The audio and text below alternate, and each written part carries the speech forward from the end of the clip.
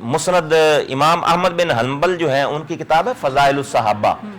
اس کے اندر وہ روایت کرتے ہیں کہ رسول خدا صلی اللہ علیہ وسلم نے فرمایا کننا انا و علی من نور واحد، کہ میں اور مولا علی وہ ایک نور سے ہی پیدا ہوئے ہیں، یہ رسول خدا نے فرمایا ہے۔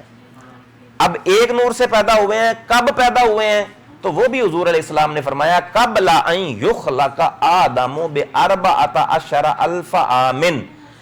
ابھی حضرت آدم علیہ السلام دنیا میں پیدا نہیں ہوئے تھے،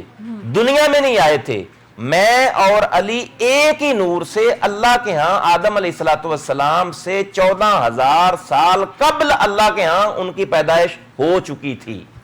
ایک ہی نور سے۔ اب اس روایت کو امام احمد بن حنبل نے اپنی کتاب ہے ان کی فضائل الصحابہ، اس کے اندر روایت کیا ہے۔ اس کے علاوہ اور دیگر محدثین نے، یہ امام احمد بن حنبل کوئی عام ہستی نہیں ہے، یہ امام بخاری کے استاد ہیں، ٹھیک ہے، اور امام بخاری دیگر سیاستہ کے جو محدثین ہیں ان کے استاد ہیں، مطلب یہ استادوں کے استاد ہیں۔